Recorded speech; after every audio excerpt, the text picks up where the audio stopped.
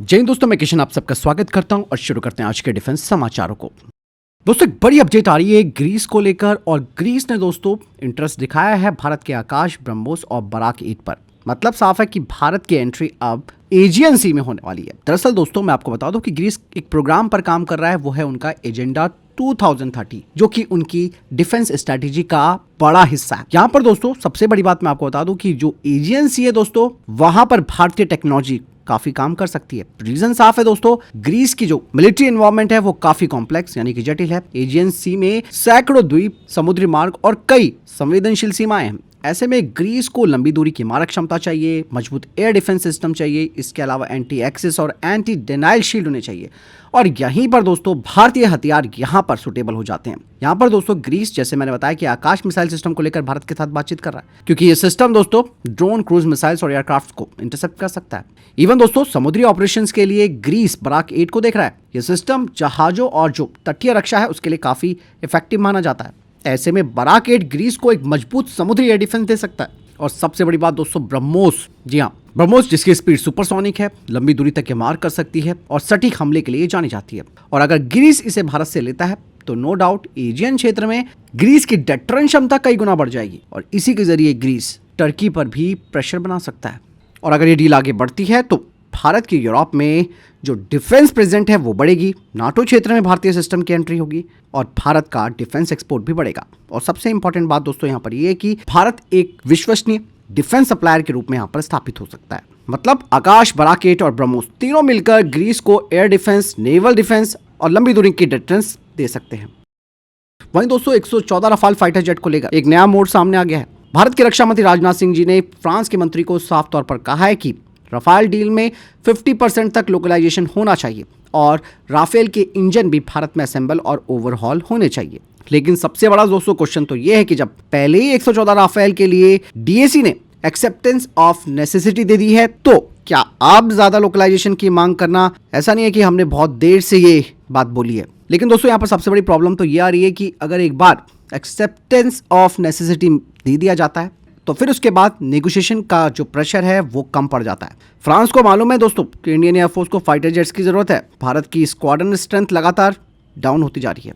ऐसे में दोस्तों ये कहा जा रहा है कि भारत शायद पोजीशन ऑफ स्ट्रेंथ में नहीं है यहाँ पर, मतलब हम नेगोशिएशन नहीं कर सकते हैं फ्रांस के साथ। और इवन दोस्तों सबसे बड़ी बात तो पैसों को लेकर है। ये डील 3.5 लाख करोड़ तक जा सकती है। अगर इतना बड़ा हम पैसा खर्च कर रहे हैं और उसके बाद सिर्फ हमें असेंबली मिले, कोर टेक्नोलॉजी ट्रांसफर हमारे साथ ना की जाए, इंजन पर हमारा पूरा कंट्रोल ना हो, तो फिर मेक इन इंडिया का जो उद्देश्य है वो यहाँ पर अधूरा रह सकता है।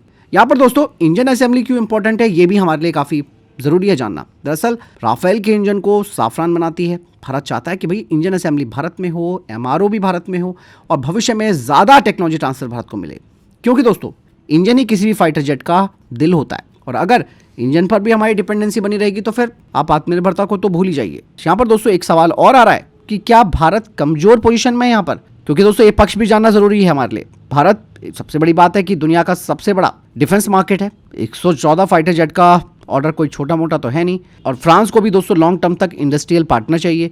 तो अगर भारत 50% या उससे अधिक लोकल कंटेंट को सुनिश्चित करता है तो फ्यूचर के लिए एक मजबूत इंडस्ट्रियल बेस बन सकता है भारत में। हालांकि कई चीजें तो यहाँ पर यह भी आ रही है कि क्या ये डील केवल स्क्वाड्रंस गैप को भरने के लिए है। हकीकत तो दोस्तों ये है कि स्क्वाड्रन गैप तो हमें भरनी ही है, इसमें कोई वो नहीं है जब तक हमारा तेजस प्रोग्राम सही तरीके से आगे नहीं बढ़ता। इसलिए भारत यहाँ पर राफेल के लोकलाइजेशन, इंजन असेंबली और एमआरओ पर फोकस कर रहा है। 114 राफेल फाइटर जेट की डील सिर्फ एक एयरक्राफ्ट की डील नहीं है, बल्कि ये डील ये तय करेगी कि भारत कितना आत्मनिर्भर बनेगा, भाई कितनी टेक्नोलॉजी भारत के पास आएगी और फ्यूचर में इंजन जैसे महत्वपूर्ण क्षेत्रों में हमारी निर्भरता कितनी फ्रांस के ऊपर घटेगी। लेट्स सी दोस्तों, ये तो देखने वाली बात है कि क्या 50% का लोकलाइजेशन और इंजन असेंबली की जो डिमांड है भारत की वो केवल पेपर्स पर रहती है या फिर रियल में डील का हिस्सा बनती है। फिलहाल दोस्तों इस सिनेरियो के बारे में आपको क्या लगता है, कमेंट सेक्शन में लिखकर जरूर बताइएगा। दोस्तों हाल ही में आपने देखा होगा कि रक्षा मंत्री राजनाथ सिंह ने कहा था कि भारत को 5 से 7 सालों के अंदर एक स्वदेशी फाइटर जेट इंजन डेवलप करना होगा। लेकिन उन्होंने ये बात कह तो दी, लेकिन इसमें भी एक बड़ा सवाल खड़ा हो चुका है। वो ये है कि क्या 5 से 7 साल पॉसिबल है एक स्वदेशी फाइटर जेट इंजन बनाने को लेकर, वो भी बिना किसी विदेशी सहयोग के। यहाँ पर सबसे बड़ा चैलेंज क्या है वो मैं आपको बता दूं। फाइटर जेट इंजन बनाना दुनिया का सबसे जटिल इंजीनियरिंग काम है।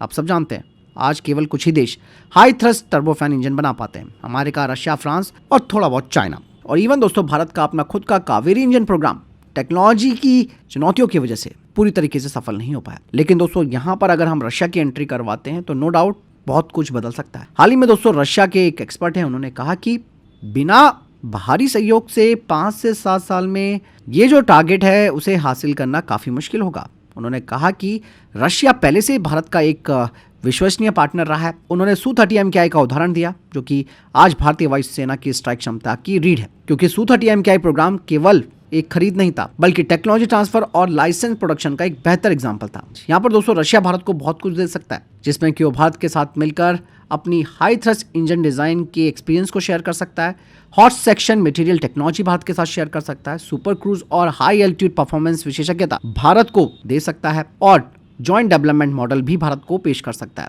क्योंकि रशिया के पास AL-31 और AL-41 जैसे इंजन प्लेटफॉर्म का एक्सपीरियंस है जो कि भारत के लिए एक टेक्नोलॉजी का बेस बन सकते हैं। अब यहाँ पर दोस्तों आपको लग रहा है कि मैं रशिया की बात कर रहा हूँ, लेकिन नहीं दोस्तों, दूसरी तरफ अगर हम वेस्टर्न ऑप्शंस की भी बात करते हैं यानी कि पश्चिमी विकल्प की बात करते हैं तो फ्रांस के साफरान जो कि भारत के साथ नेक्स्ट जनरेशन इंजन को डेवलपमेंट को लेकर इस वक्त चर्चाओं में बनी हुई है। लेकिन यहाँ पर एक बात और आ रही है सामने इनको लेकर कि कोर टेक्नोलॉजी ट्रांसफ़र हमेशा लिमिटेड रहती है। IP राइट साझा करने के लिए जो वेस्टर्न कंट्रीज़ है वो काफ़ी अलर्ट मोड पर रहती हैं।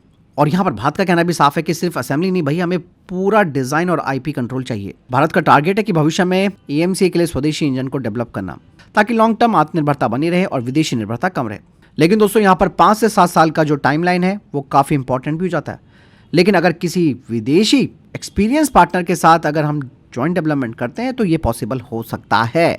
तो यानी कि भारत के पास 3 ऑप्शन है, या तो आप पूरी तरह स्वदेशी प्रयास करें जो कि अभी तक कर रहे हैं, उसमें टाइम लगेगा, या आप वेस्टर्न टेक्नोलॉजी का इस्तेमाल करें जैसे कि फ्रांस के साथ कोलैबोरेशन करें, या फिर रशिया के साथ आप जॉइंट डेवलपमेंट करें क्योंकि रशिया आपका ट्रस्टवर्दी पार्टनर भी है। सवाल इंजन का नहीं है, ये भारत की स्ट्रैटेजिक ऑटोनॉमी और भविष्य की एयर पावर का सवाल है। फिलहाल दोस्तों आपको क्या लगता है, भारत को कहां और किस देश के साथ अपना सहयोग बढ़ाना चाहिए फाइटर जेट इंजन को लेकर? कमेंट सेक्शन में लिखकर जरूर बताइएगा।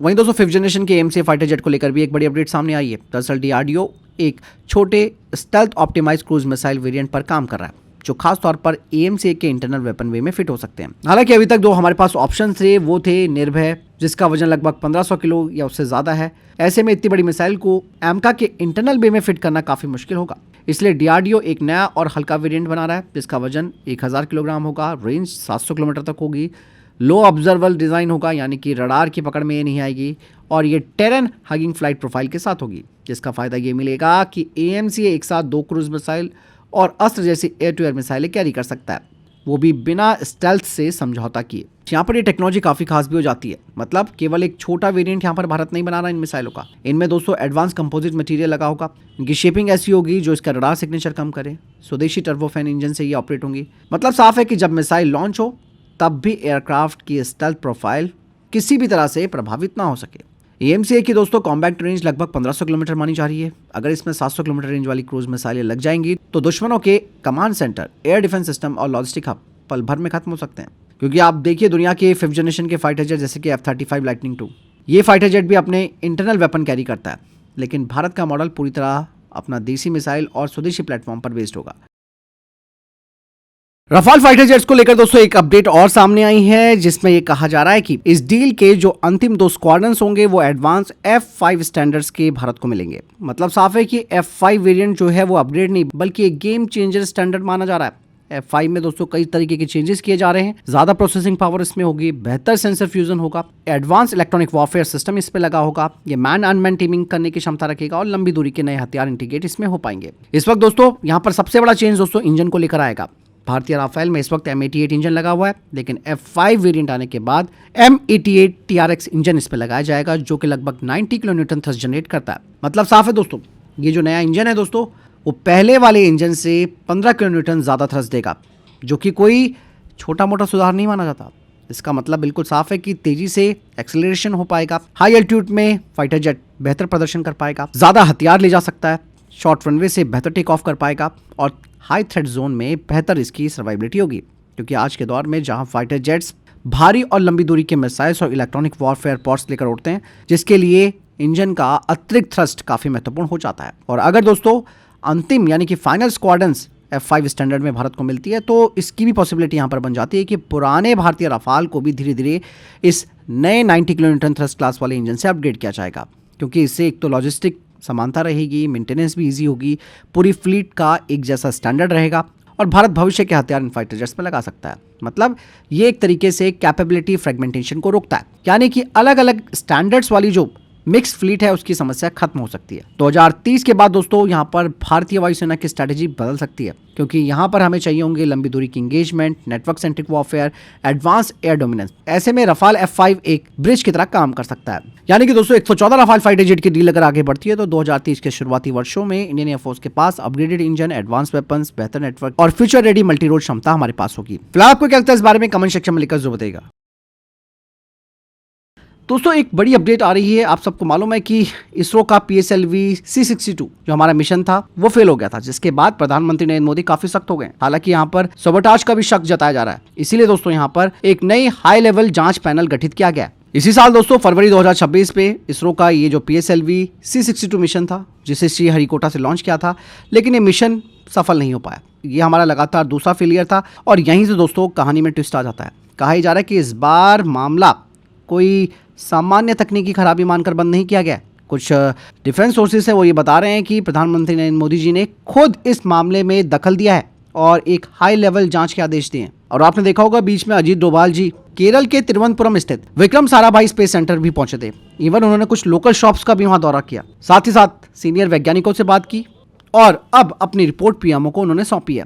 मामला काफी सीरियस दोस्तों क्यों है ये भी जानना जरूरी है, क्योंकि आमतौर पर इसरो अपने मिशन फेलियर की जांच खुद करता है, लेकिन इस बार जो स्टेप उठाया गया है वो बिल्कुल असाधारण माना जा सकता है। यहाँ पर दोस्तों सरकार ने पहली बार एक बाहरी हाई लेवल की कमेटी गठित की है। इस कमेटी के चेयरमैन बनाए गए हैं के विजय राघवन, जो कि प्रधानमंत्री जी के पूर्व प्रिंसिपल साइंटिफिक एडवाइजर रह चुके हैं।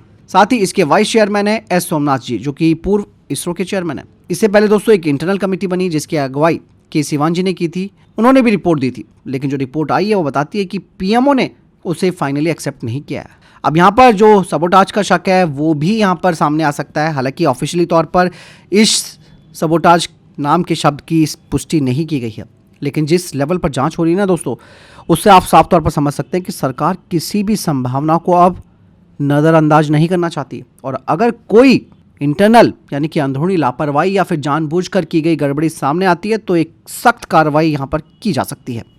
मतलब साफ है कि दोस्तों भारत आज सिर्फ एक स्पेस लॉन्चिंग देश नहीं है, हम commercial launch, satellite, defence satellite, deep space mission और स्ट्रैटेजिक क्षमताओं को तेजी से आगे बढ़ा रहे हैं।